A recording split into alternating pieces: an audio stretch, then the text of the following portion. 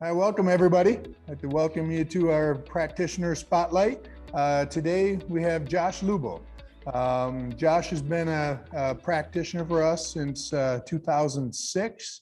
He came through, finished the specialist program in 2006, and then went on, got his master level certification in 2013.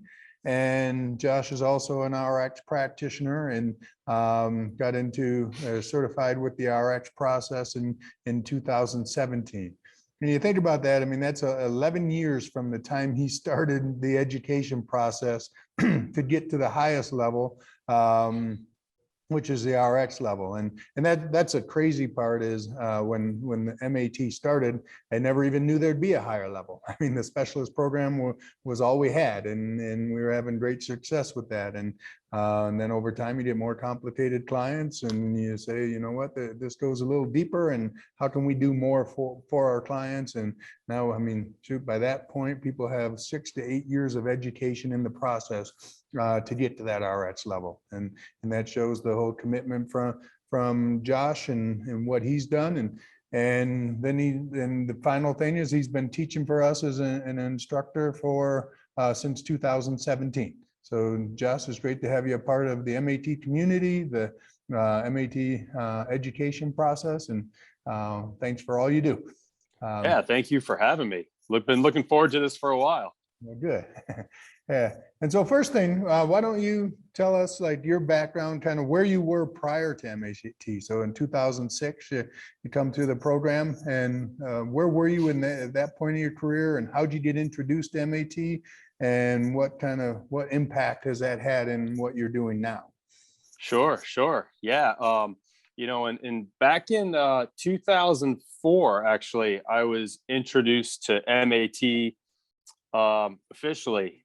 And I was doing personal training out in the Bay Area near San Francisco, one-on-one seeing clients. I was right out of college, and guy walked into my facility and said, "Hey, I'm doing this new thing called MAT," and I see him working on my boss at the time, and I'm peeking over, just seeing what's going on, and I'm like, this guy knows a lot about muscles. And I spent 4 years of college learning everything I possibly could, and this guy just knows things just that I have no clue about.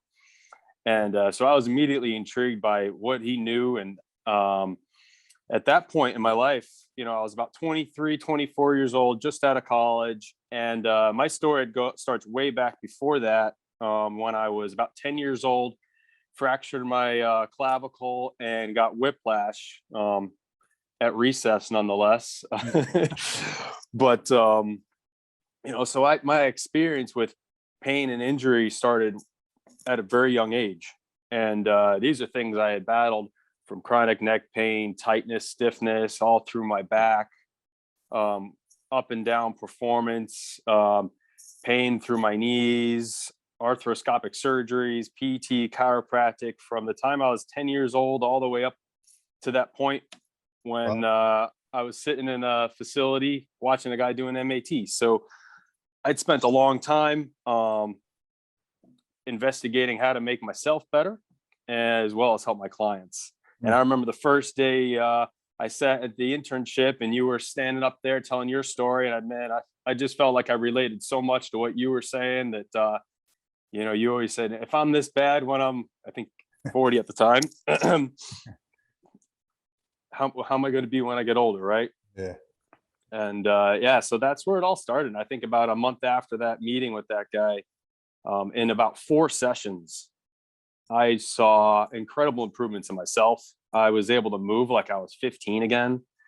And I signed up right away, called the HQ, and got going in early 2005, coming out to Denver and the specialist program there. That's great. Yeah, that's the interesting thing about the process, and everyone seems to have a personal relationship to him. What gets them into MAT is the stories. It's always great to hear the stories of what motivated people to take MAT in the first place, and literally it's personal injuries.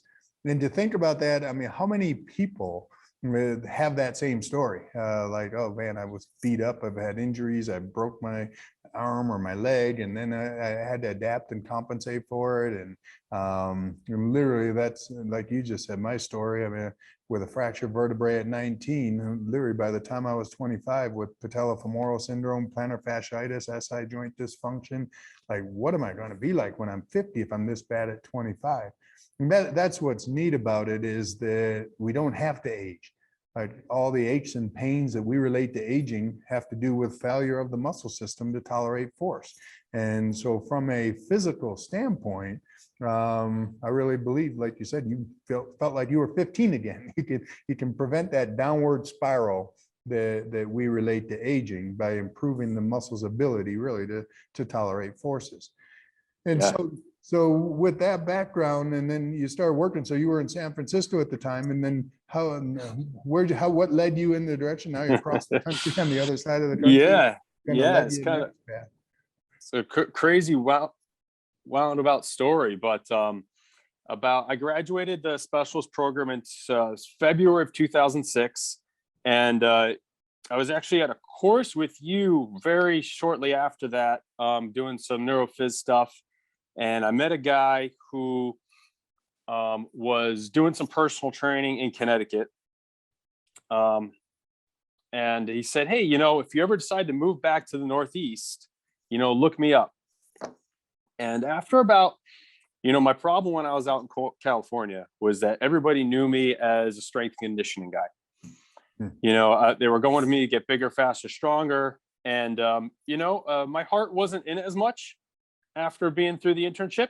I really wanted to focus more on working with people who were a little more beat up, a little more like myself, because I saw the impacts it had on my own performance and how I felt.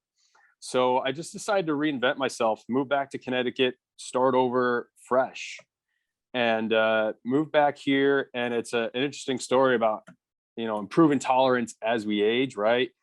Prevent that downward spiral, because my very first client, this guy, Dr. Brahm, walks in and says to me, I want to continue being a dentist and I want to keep playing golf. And if you know anything about golf, this guy, he's got a membership at the TPC River Highlands, where they hold the Travelers Championship every year. And he goes, I don't know how much longer I'll be practicing dentistry, but I want to keep playing golf. And but I got this shoulder problem that just, I'm bent over people all day long working on their teeth. And so back in 2006, we started through with the specialist stuff that I had and jumpstart skills that I had. And here we are in 2022, we're 16 years later. So, he's 81 years old. And he's been through every level of the MAT process. He comes in weekly. And it was really cool. A couple weeks ago, he says, Josh, my wife keeps asking me, she's like, why do you come in? You go there every single week. And he goes, well, I'm the only one at my club that's over the age of 80 who's there every single day. That's and great. I can tell you unequivocally that he is stronger, has more mobility, more power than he had at 65, and he's 81, 82 years old. Yeah. That's and it's go ahead.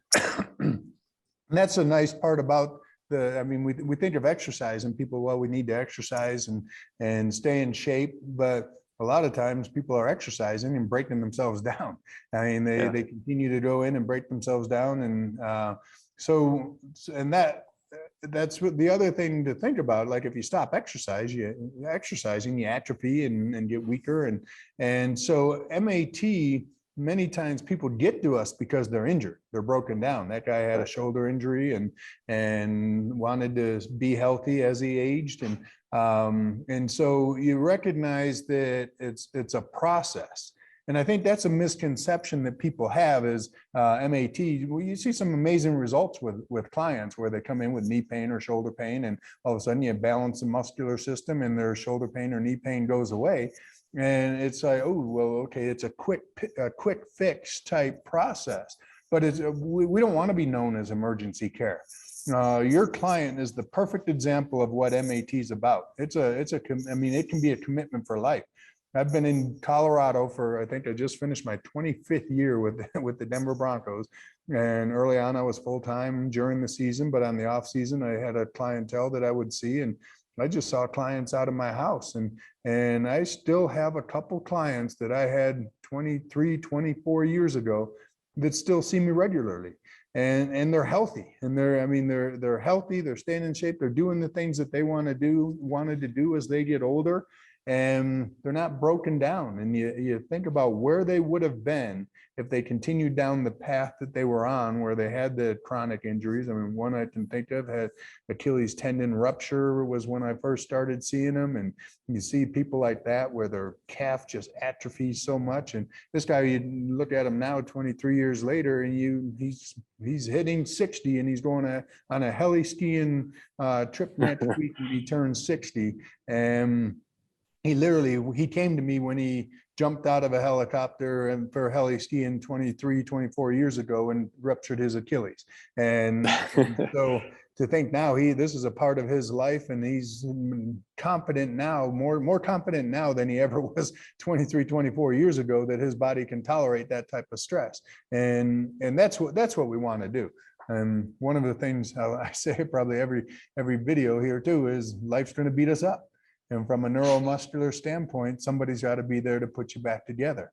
And this 81-year-old client that you're talking about is I've got to believe he's retired now, and he's golfing. And he's there every single day. And life's still going to beat you up. And his wife's saying, "Why do you need to do that?" And because I want to make sure that I can continue to do what I want to do.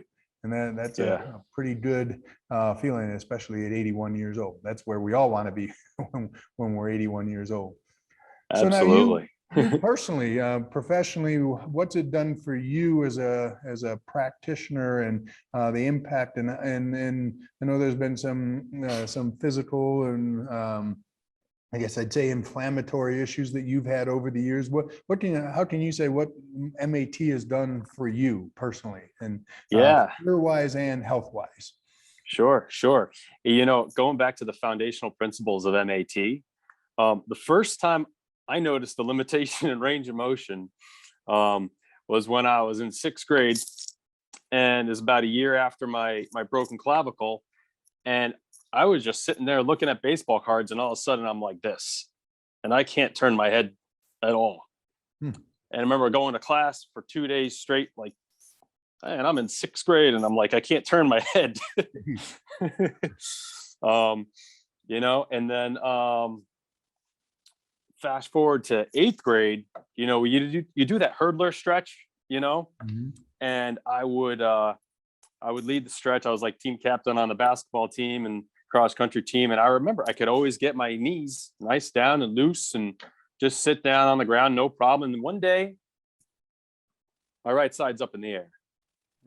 And it's funny, I'd remember this just this morning as I was thinking about this conversation. And I remember looking at my knee. I'm like, what is my knee doing up here? And it was soon after that, I would say about a month or so in that season of my eighth grade year, that I started having knee problems, and went to physical therapy. I'm doing all sorts of strengthening and mobilization techniques with the chiropractor there. And, that was kind of the beginning. And I just watched my mobility just shrink from that point on, and all the way up through college. And I remember the orthopedic surgeon who did my knees, because I had 3 arthroscopies done before I was 21, and my right knee, my vastus medialis had atrophied so much that you couldn't even see that teardrop that you're supposed to have, right? I'd flex it, and there would just be like mush there, and I'm like 18, 19 years old. I'm on the college track team. I'm competing in the long jump, and I have like no vastus medialis. And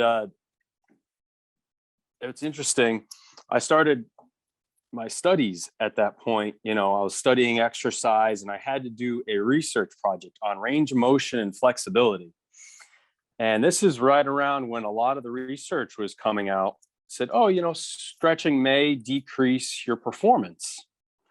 And so I'm like, oh, this is interesting stuff. And I found like 8 or 10 articles that said it may decrease your force output after doing it. And here I am, this is a Thursday, and I got to track meet on Saturday, thinking to myself, all right, I can't go to practice anyways, because I'm spent the whole time in the training room just trying to get fixed up. I'm like, I'm going to try not stretching for this, for a couple days. And I felt a little stiff, but whatever. I got to the track meet on Saturday, and I'm preparing for my long jump. And if you know anything about the long jump, you have to run the exact same amount of strides and hit a board about this big without going over. And I was always at 102 feet. And this particular day, I was so far off that I fouled all 3 of my jumps. I mean, I wasn't even close. Afterwards, I'm working on it to try and get my steps right. And just from not stretching that one day, I moved back 6 feet. And my body adapted to that. And over the next month, I went from being an average jumper in my conference to being the conference champion. And so I wasn't sure what was going on at that time. But I knew I still didn't have a vastus medialis. So to confirm that, so what you're saying is your flexibility or your mobility actually increased when you stopped stretching. So you had greater range of motion, your stride length increased, so you actually moved back. So by stopping stretching, you actually increased your mobility. That's kind of right. The catch. That's right. There. Yeah, it was very weird. I didn't know what to make of it at the time. But my 100-meter time dropped by about a half a second. I was jumping about 1.5 feet farther. And it was just incredible.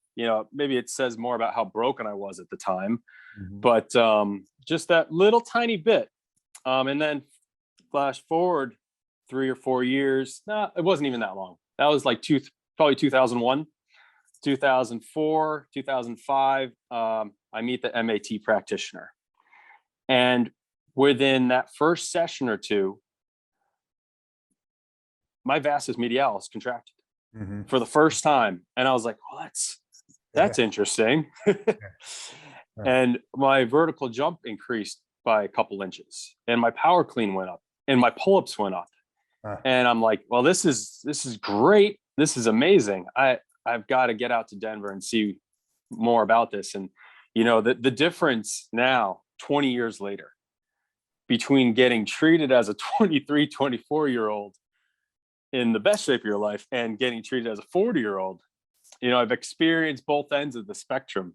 And I know at the end of courses, for a long time, I wasn't able to get treated after I moved back to Connecticut. I didn't have anybody in my back pocket. So it really took its toll on my health. And I know you ended up putting me back together again at the end of a few courses there. But that's okay, because I learned a lot from the experiences and coming out and going through the processes, because I know what my clients are experiencing. I know the frustrations that they've had and the frustrations that you've had sharing your stories going through these things. So, everything you've taught me, everything I've learned from my clients and from myself, really helped me to help the most amount of people possible, and actually take that information and relay it and hope to provide some wisdom to the students coming through our educational program. Yeah. And that's the nice part, is every day you go to work, it's an opportunity to learn. I mean, every client that walks in the door, we come from a biomechanical foundation or background, physiology, biomechanics. And one of the things I can say is we can understand everything about biomechanics and physics and the way forces are applied to the body.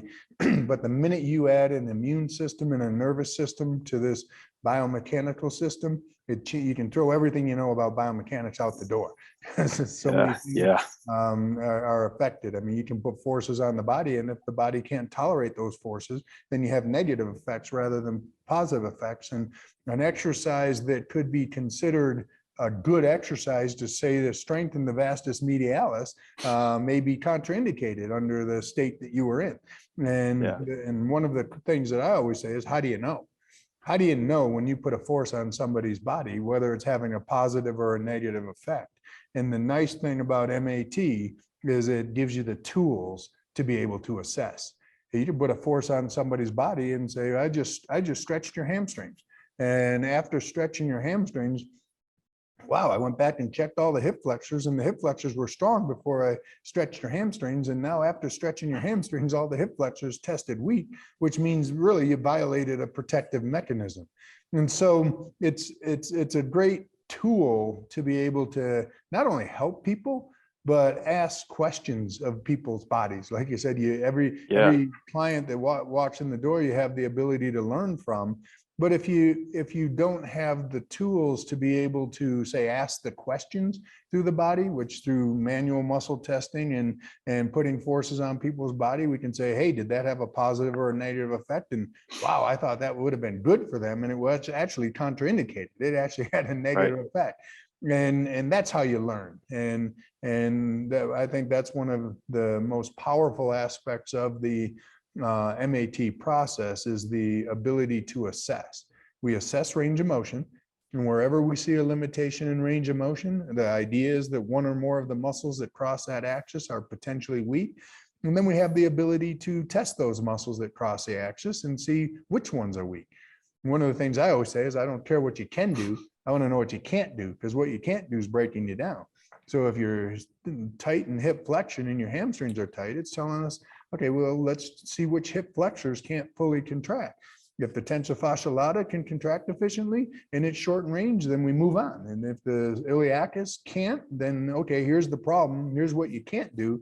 Let's create the ability so you can do it. So you're literally asking questions through the assessment process every day. And every day you have the opportunity to learn.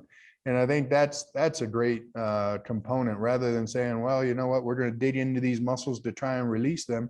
We don't know. People say, oh, I felt better after you released my piriformis. And somebody else comes in and saying, man, my sciatica got worse after you released the piriformis. And what dictates the difference when one person versus another? You can find that out through thorough assessments. And I think that's a key to what you're seeing every day, and why you're saying, I have the opportunity to learn from every client that walks in the door, so that you can help more people in the big picture. Yeah. And you always say that about when that one client comes in the door, that you're like, this is a different animal that I haven't yet tested my skills against, right? I'm going to learn a lot from this person. And, I just recently had somebody walk in the door like that. And this guy, hip replacement, just recovered from cancer, type 2 diabetic, shoulder replacement, and 350, 400 pounds. And there's a lot of things that I can't even ask questions of, because once he's on the table, he's not moving. He's stuck there. And, the question that was asked was, Josh, I can't lift my leg up. And not the hip replacement side, believe it or not, it's the other side. And so there isn't much I can do right now from his trunk standpoint. And so you look back at the foundations of MAT and all the educational processes. Well, I can throw all the advanced RX stuff out the door because I can't even access some of that stuff. And so it took me all the way back to my very specialist level and jumpstart level. It just shows how the foundational principles can apply even at the most difficult cases. And, the second session, comes back in the door and says, I lifted my leg up this high off the table, which for him was a huge success. And he was excited because it made it easier for him to go up the stairs. So that's I can't wait to see what happens in the next 6 months. And then think about what you just said in the next 6 months. I mean, it's not a quick fix, but it's improving quality of life. I mean, he's already seeing a positive impact off of what you've done. And that's lifting the leg this high. Imagine when he can start lifting it all the way off the table. And again, it's like exercise, it's a process. And I mean, can you say you fixed him or you're going to fix him? Fix is a loaded word. I've had people say, hey, can you fix people with patellofemoral syndrome? Fix is a loaded word. I mean, there's, like I said, this is a complex neuromuscular system, and you add the immune system and nervous system to this biomechanical system. It's so complex and so confusing. But again, you can revert back to those foundational principles and just, hey, muscles need to contract. Muscles move bones and muscles hold bones in proper alignment. And if they can't contract efficiently, they can't do their job like you saw to move bones, let alone hold them in proper alignment when he's putting forces on them with 300 pounds of body weight. I mean, think of the stresses going through the joints with the weaknesses in the muscles to the point where he can't even lift a leg. And so the whole goal there is improving quality of life and make him getting from point A to point B more efficiently, so it takes stress off of the irritated joints and tissues. And that, in summary, really is what we're not pain specialists. We're muscle specialists, neuromuscular specialists. We understand the role of the muscular system. Like you started out saying that you saw somebody that knew so much about the muscle system and you had a degree, you learned it in college, but you didn't learn how to assess it. And I mean, anything and everything you need to know about muscle function is really what we're doing. We're teaching in the MAT process because we're muscle specialists, not pain specialists. And that's a unique field in itself. Yeah. And that, when I am working with students now, because I'm teaching for Broadview as an instructor for MAT, and we do an introductory video about, hey, how did you get here? What do you want to learn? And I hear the stories, just like you mentioned, about, I'm trying to continue my education and help people more. Or, hey, MAT has helped me so much. Now I want to do this for other people. Because those are the two groups of people who are really grabbing hold of the educational process and really starting to help people and are doing great with what we're doing. And that's great. And I think that's a key and a good maybe kind of summary is, I mean, we're here, everyone here that comes to the education program. I mean, the goal is to help people. And our goal as MAT Education Company is to provide the greatest education opportunities so that they can go back and have more success with their client.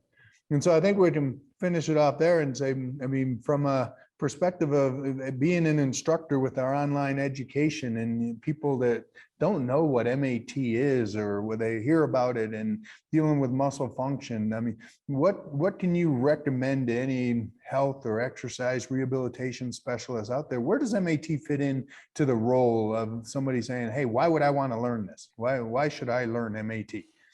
Yeah, that's a great question. And, it's interesting because I always tell people, everyone who comes through our doors has a different story to tell, and they've seen a lot of different people.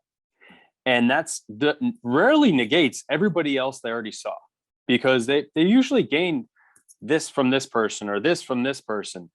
But MAT is so specific and unique that it's an adjunct to all those other things and can improve what someone's doing with chiropractic and can improve what someone's doing with the physical therapy.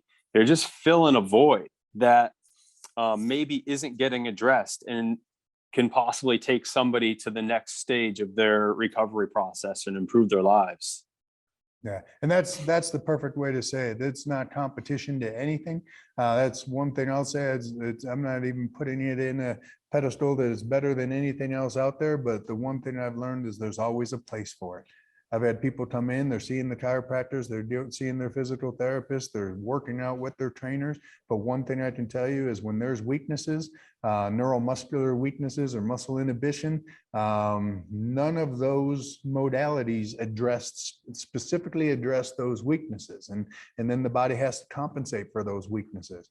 And like you said, if they're doing their therapy and the chiropractic adjustments, with what we're doing, we're giving the body more to work with.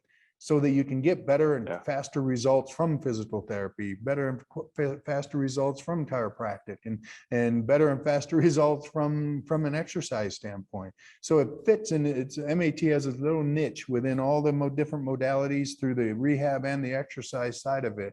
It says, you know what, well, all we're trying to do is enhance the results that you get with any other modality, and it doesn't minimize anything. Because like you said, people are having success with every modality out there. How can we optimize our success? And I think, I mean, multidisciplinary approaches are huge right now. And this is one of those disciplines that needs to be a part of every health and rehab process. Yeah, absolutely. Absolutely.